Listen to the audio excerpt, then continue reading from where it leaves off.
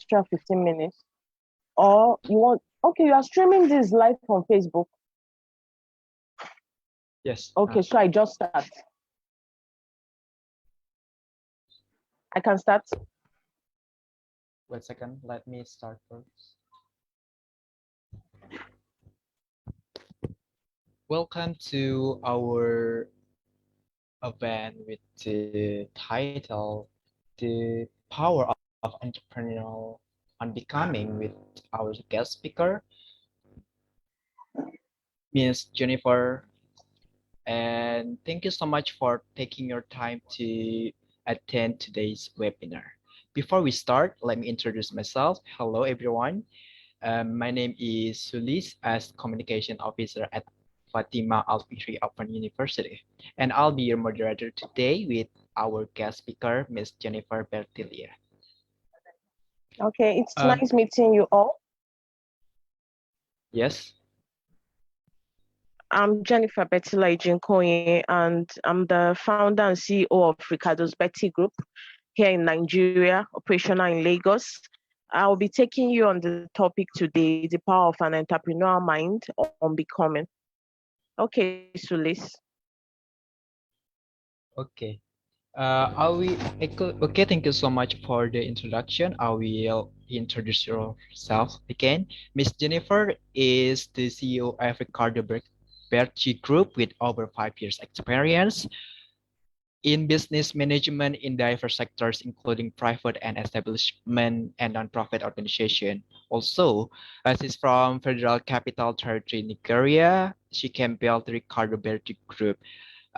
It is an e-commerce and logistic company that offers general item procure service that attend to everyday consumers on support needs. That's a brief introduction from our today's speaker.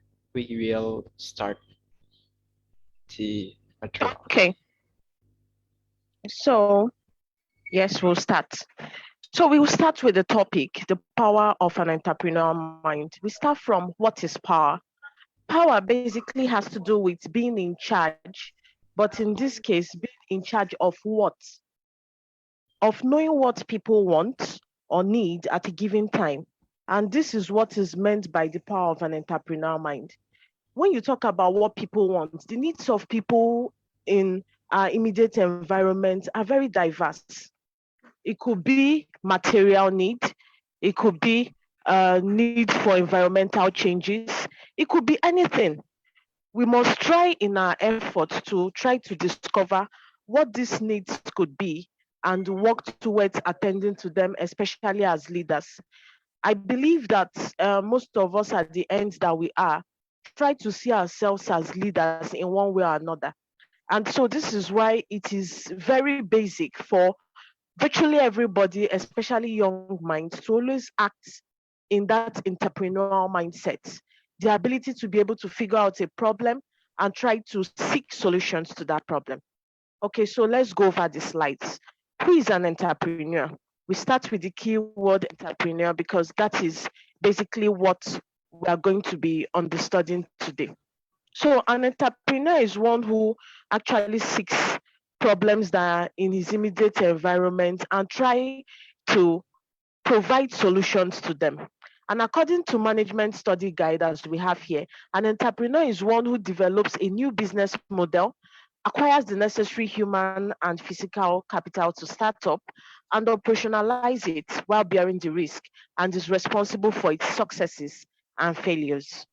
So an entrepreneur doesn't just develop a business model, but tries to acquire the needed skills, the needed materials to set the business up, to set the idea up, and then bears the risk. The risk could be losses, the risk could be failures that may arise in the course of the business. Once you have developed an idea, you should be ready for the pros and cons. The pros are the positive sides of the business, which could be your ability to earn, your ability to influence lives, your ability to create change where is needed. But the failures could be, especially at the early stage of that business or that innovation or idea. It could be failure of trying to achieve how to establish it as it should be, because of series of processes you've undergone gone that did not work. So you have to be ready to bear the failures. And in bearing failure, you put in certain costs that might go down the drain. Don't be discouraged. Because usually every typical business have 5 years of growth stage. And in that growth stage, you are free to make mistakes. In that growth stage, you are free to move as slow as a snail. In that growth stage, you are free to try to understand and learn the tenets, the functionality, and all the codes that the business should have inherent in it. In that growth stage, you are free to learn more and understand the direction to which the business, the idea, the startup is going towards.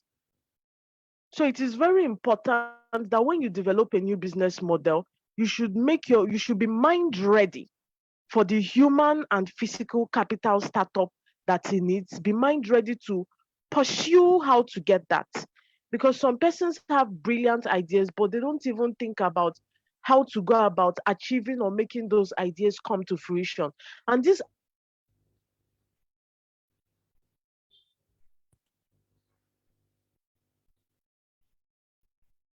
ideas hoarded on the sheet, and they don't do anything to, bring about the difference. So when you have an idea, don't stop at that. Try to solicit for aid, try to go out there and look for human capital. Think about how to achieve collaborations, how to team up with certain people in that same field that can help to bring your business to the limelight. Think of partnerships. You don't have the material, yes. Go and meet people who are already established. Talk to them. Think of partnering with them and tell them what you have to bring to the decks. And in that way, you'll go far. Okay, so the next slide.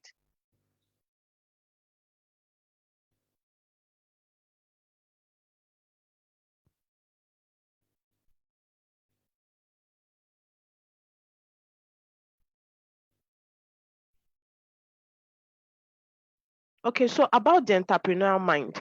A typical entrepreneurial mind functions through an interplay of metaphysics, and this has to do with having the special power to be able to see through people's unseen or unidentified needs, measure their behavior or responses to their problems or lacks, and then project a creation that is feasible enough to be a solution for them in the nearest future. What does this all mean? A typical entrepreneurial mind functions through an interplay of metaphysics. Metaphysics is something beyond the physical eyes. Metaphysics is living the physical realm. I won't call it spiritual, but it's like advancing into a level of the mind that is unknown. That is what metaphysics is basically about. So having an entrepreneurial mind actually entails an interplay of metaphysics. That is an interplay of working your mind through the things that people are not able to see, yet they need. So these unseen or unidentified needs are the things that as a powerful entrepreneur, as a powerful solution giver, you have seen in your immediate environment, but people around you can't see it. So how do you break that line between what they can see and what they can't see, sorry, and what you can see? The only way to break that line is by proffering the solution. And in proffering the solution, the first step is to write down your idea, begin to work through it, write your goals. This is my idea. What do I want to achieve when I eventually bring this idea into fruition? What do I want to do when I eventually start putting this out to people? These are the things you should consider when you map out your plans. And then you measure their behavior and responses. You don't just say, okay, I have procured an idea or I've proffered an idea with a solution and I'm just going to put it out there. No, you don't just do that. What you have to do is to map out plans. You have to be very strategic. When you're doing anything that has to do with business, has to do with planning, you have to be very strategic about what your output would be when you eventually start giving out what you should give to people. So when you measure your output, which has to do with the behavioral responses you think people are going to give the moment, the behavioral responses you're going to give when people are going to give when you put out what you have to present based on the ideology of your business idea. So you have to consider all these things, or else the business is going to fail. You have to understand that is the idea of the metaphysics. That is seeing what people's response will be when I create this idea. When if like the way Mark Zuckerberg has created Facebook, I'm very sure that in the years of his creation of Facebook, he must have considered, okay, when I create this, how will people respond? When they are conversing, what are the disadvantages of such conversation, tying a whole lot of people in one circumference, in one circle, in one sect? When I do this, how are they going to interact? These are things, as a metaphysical mind, as an entrepreneurial mind, Mark Zuckerberg would have seen in his office while trying to create Facebook. So these are the things you should think of as an entrepreneur. You don't just sit down and say, okay, you have this mind-blowing idea, yet you don't really have the idea, you don't really have the view of what you intend achieving through that. So as an entrepreneur, you have to think these things through. And another important thing is to ask yourself, is this business feasible? Is this solution feasible? The idea is you finding a problem first and then dabbling into the solution to that problem almost immediately. But feasibility has to do with if it's actually a workable idea, if it's an idea that will work, if when you present it to people, it's going to come through with the solutions that you are offering. So when you weigh these things, if you discover that it is not feasible, you might not cancel your idea. What you have to do is to look for other ways through which that idea can be put to place. You don't have to cancel it. That is why a business has growth stage, and typically 5 years is the growth stage of the business, like I've earlier mentioned. So when you measure how feasible it is, some of the ways to measure its feasibility is by running a market survey. A market survey doesn't mean going to a typical market where they buy or sell. Well, it entails that. But the market survey could be to find out if such solutions already exist. And so if such solutions already exist, you should see what those solutions are offering and what yours will now offer to be different from theirs to make people want to buy or consider yours. And then if those solutions are not in existence at all, that gives you an edge because it makes you to have a very fresh green market. You become like a trailblazer. You become like a path maker.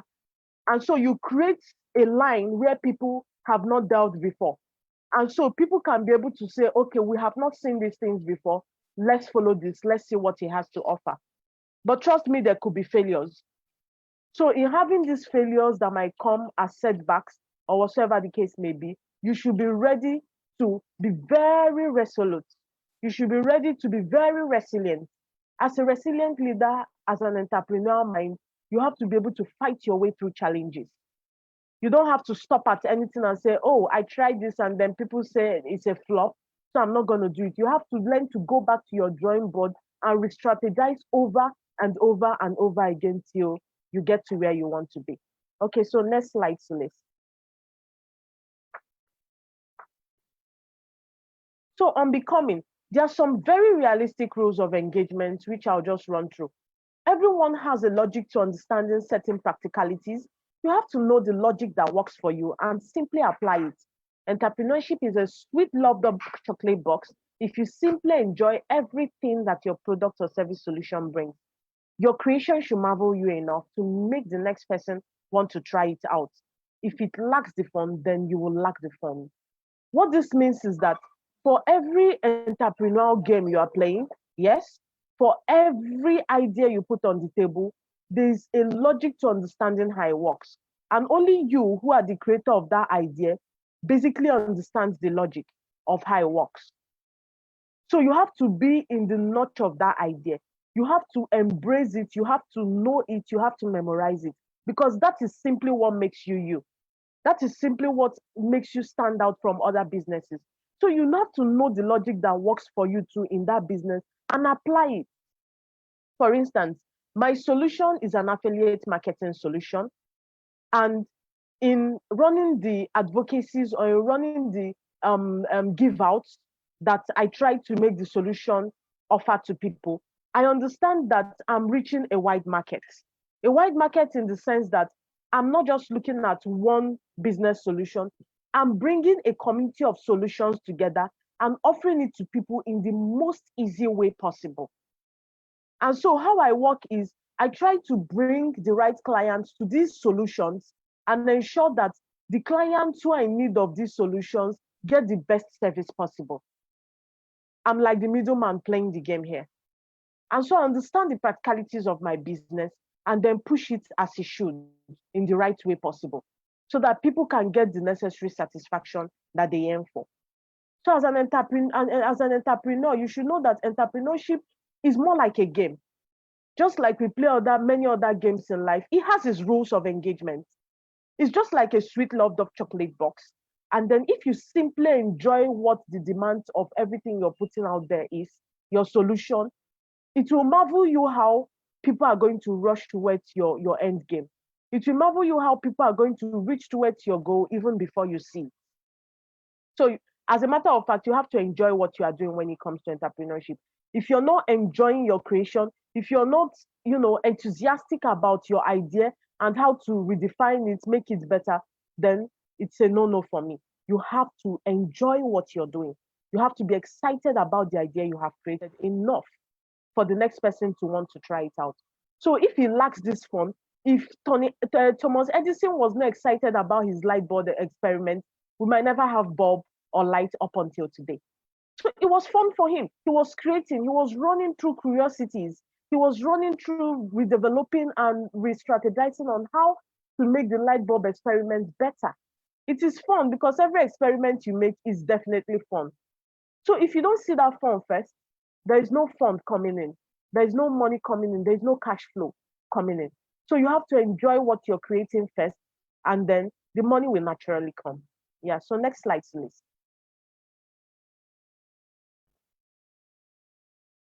So on the next rule of engagement, you have to create and build your own success story. You can see the picture we have there. The entrepreneur is in the middle of the ideas he creates, the goals he maps out, the team that he creates or established to achieve those goals, and the plans they as a united force creates in making sure that those goals are established or achieved. So it doesn't just stop at making a creation of an idea. It goes further into mapping out goals. It goes further into making up a team that will help you actualize those goals. And then the team creates a huge plan through which those end goals are going to be achieved. So you have to create it. You have to walk through it. It doesn't just stop at you waking up and always listening to some Steve Harvey or listening to Elon Musk for some 101 motivation tips. Oh, man, don't be silly. You have to go and work hard, and you have to define your goals as they should. If you don't define your goals, you're just going to be listening to Steve Harvey's story that is non-applicable to what the tenets of that entrepreneurship goal is. And then you might have a failed project. You might have a failed business. You might have a failed idea. So if you don't want to have all this, you have to. It doesn't mean you shouldn't listen to all these great speakers or motivators. Yeah, you can learn one or two things from them, but don't stop at it. You have to go ahead and create, work out your own success story. That's how you can get to the goal you are trying to map at. And that's how people can love you for the solution you have brought. So next slide.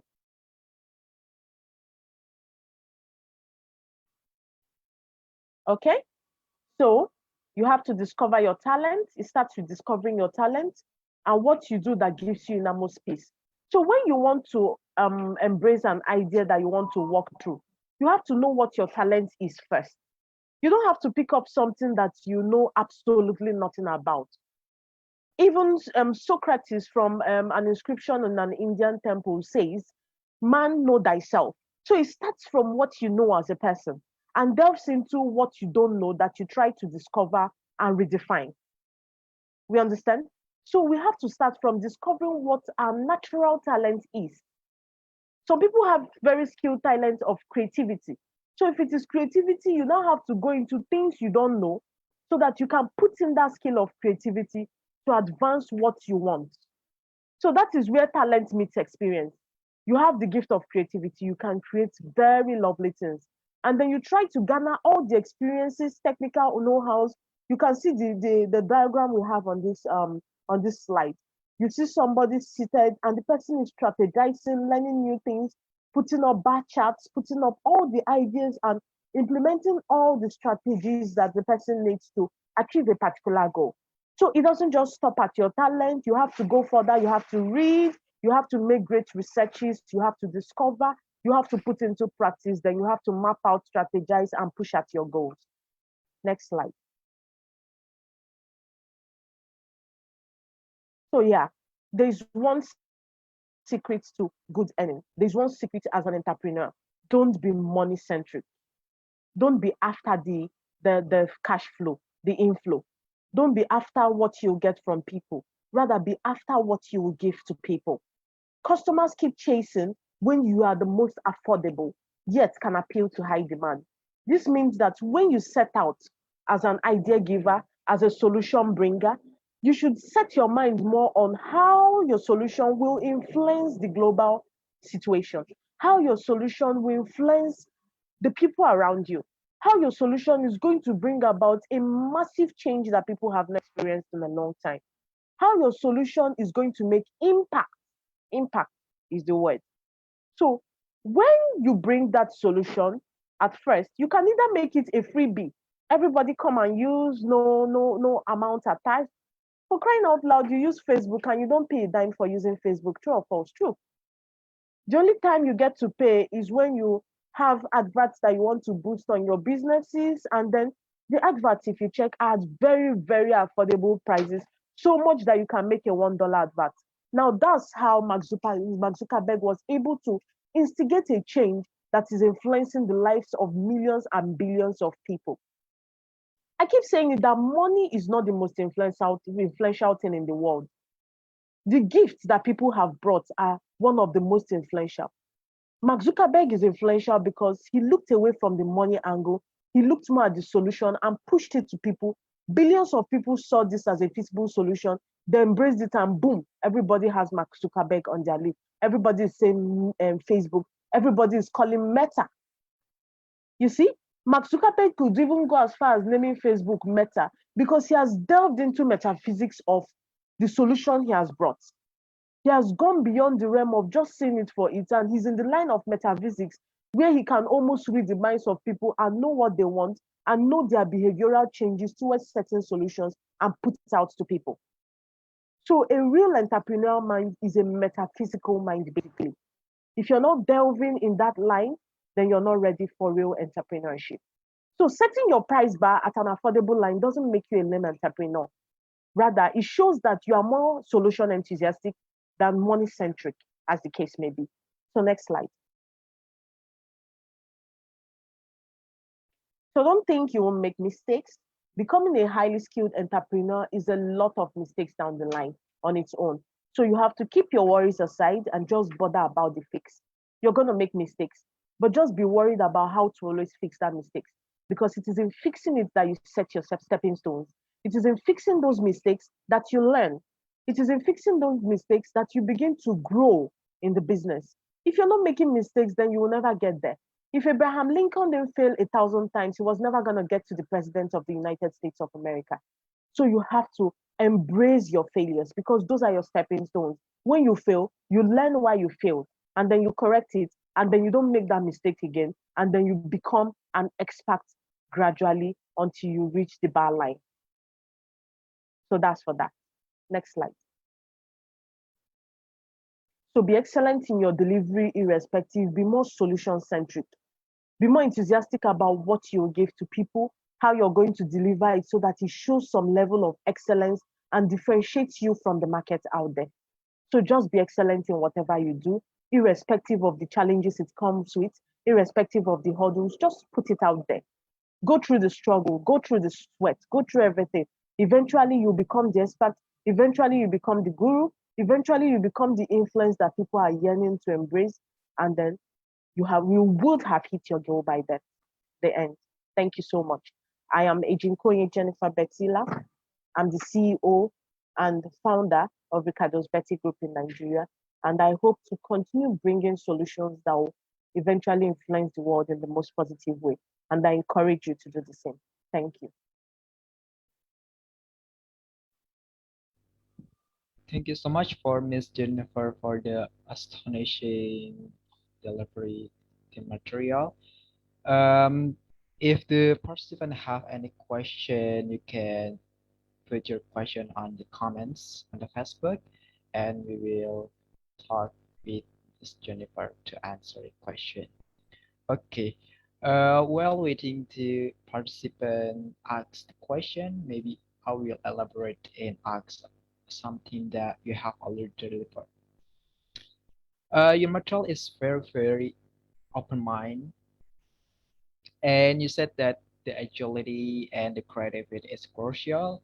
As student, how we can ensure and develop the agility before we start the entrepreneur or business. Okay. So now, if as an individual, as a student, you feel you have no ideas at all, one of the basic way to discover ideas are to always look for problems. Some people will tell you they are never interested in problems. Some people will even warn you by saying, I don't want problems. But the truth is, a true entrepreneur is a problem seeker. You have to look for problems. You have to be very curious to be a very great entrepreneur. You have to be a curious cat that is always looking out for what is getting spoiled so that you can fix. So if you don't have this mind, if you don't have this attention paying eyes, discovering an idea that you can probably be a solution to might actually be challenging. So the first step is to be a problem seeker. Look for problems, look around you. There are many problems in the world. You will definitely find one. Keep looking. Sometimes it comes like a miracle. You just look somewhere and then you're like, wow, I think I can see this right now. And I think I have the solution to it because this is my line, this is where I'm skilled, this is the course I'm reading. Be a solution seeker. If you're in the science field, do a lot of experiments. Don't just stop at what your lecturers give you and the syllabuses. Go to the library, study beyond the realm of your syllabus or beyond the line of your syllabus. Do more, make more effort, be very enthusiastic towards learning. And through that, you'll be able to discover billions of ideas even before you end up from school. And then when you are out, you have one or two ideas that you want to even specialize more in. And then you begin to read more to discover the solution to those ideas. Thank you for the answer. So I can conclude that we can start be solution-oriented person to seek the opportunity from the environment around us. And when we can figure out what's the problem in our environment, we can provide the solution. And yeah, we can consider to start the business with the ideas we have to offer the solution to the problems that exist. And you can also educate yourself. You can go to the library and have anything that will build your knowledge to strengthen your perspective before you start the business. Is Yes? it right, or did I miss something? Yes, I'm supporting your views. Okay, so next question is how you can ensure the satisfaction of your customer while the goods that you need to deliver are broken in the delivery time or something kind of loss or something. How you can ensure the satisfaction survey? Okay. So we can actually satisfy our customers by paying attention to what they need the most. Usually customers have something that they need. And while you are trying to provide the solution, you have to pay attention to their needs. Don't have a self view of what you think the customer wants. Is a wrong approach to creating a business advocacy or a solution. When a customer says, I want this, I want to purchase this, you have to go about bringing the kind of solution that will enable the customer to embrace or understand Embrace, understand why he's using your service solution. You have to create a solution that makes the customer understand why he chose your solution above any other solution. You have to listen, be a listener, listen to what your customer is saying. Oh, a customer orders a dress and says, I see that you have a pink dress on your website, but I need a dress that is wine in color with a touch of white on it. Can I get that? And you say, yes, ma, I can get that.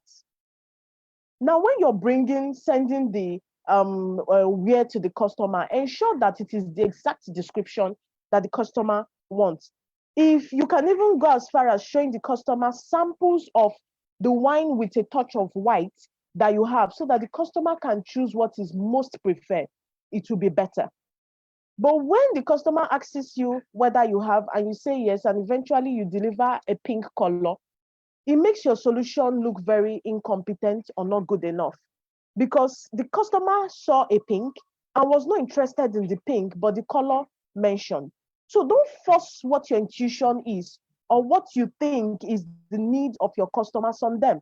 That is a very wrong approach. So one of the best ways to satisfy your customer is to listen to their needs and their preferences. Thank you. Interesting. Yeah, I can feel that when we have service and then the customer is um really the pay the attention to the customer and they feel really satisfied with the service. It's really makes them want to go to your company over and over again, and that makes your company is really doing good because you really listen your customer needs and problems because what you are going to serve, you're going to serve your customer, right? So you need Yes. to serve your customer with listening them carefully. So yeah, that's really interesting.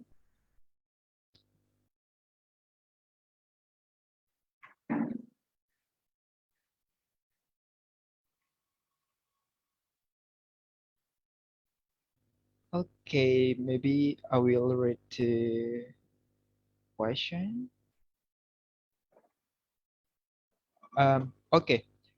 How the but in the business there is uncertainties, right? And during the Yes. pandemic, the business going down in some sectors, but in other Yes. sectors are doing rapidly high performance.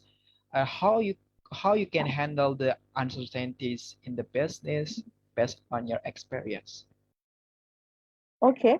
One of the best way to One of the best way to handle uncertainties in business, especially in this era, one of the best ways to handle uncertainties in businesses, especially in this era of COVID-19, is again to understand people's needs. Because people's needs have changed in a large number of ways due to the changes in price systems, due to availability of materials, due to lower demands and inaccessibility based on transportation or drop shipping freights. So you have to pay attention to how you can be able to attend to people's needs with the diverse changes that the COVID-19 or the new era we are facing have brought. Now, with the idea of prices have really gone up in the market, yet people are looking for ways to see how they can still buy at a minimal cost. How do you achieve this? Now, as a seller of products, you have to now look for ways of reaching out to a particular distributor or large salesperson, assuming you're a retailer, that can give you at a price that will best suit the persons who are the end goal customers on your purchase line, on your order line.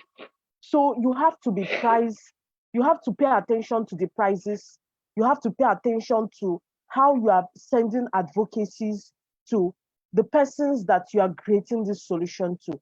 Advocacy in the sense of how much you are selling the product, how good the product you are offering is, because nobody wants to put their little money in this COVID-19 situation and not get the solution that you have promised for it. It can be very frustrating. So you have to pay attention to these things. As the situation have changed, you have to be more delicate and attention given to the sensitivity of people, because everybody still have needs, yet things are in high prices.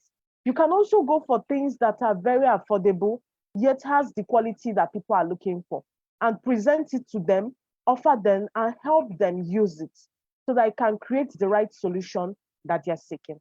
Thank you very much. Thank you for the answer. It's really kind of connecting the dots, I think, because the previous answer is you need to pay attention to your customer, and this time is the same. So I can conclude that you really need to pay attention to your customer while you're doing your Of course. business, because it's really important to serve your customers, because their satisfaction is really important to you and your Exactly. business. Uh, and and beside the customer, we can pay attention to the customer needs, and we can adjust the situation, especially during COVID-19, or we Exactly. can do kind of the discount or True. something, because the ability people to buy something or your product is pretty low, because most people lost their job during the pandemic, so you can adjust the price of your product so they can Exactly. still buy your product. So it's really interesting actually talking about the entrepreneurship with you. Yeah. Okay, maybe that's the last question. Do you have any something Okay. in mind to talk with us or something that you can advise to Okay. young people out there who wants to start their business? And yeah.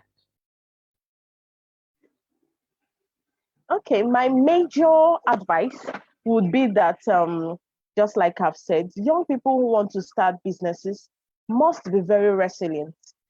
You have to be resilient. Okay, let me explain the meaning of resilience.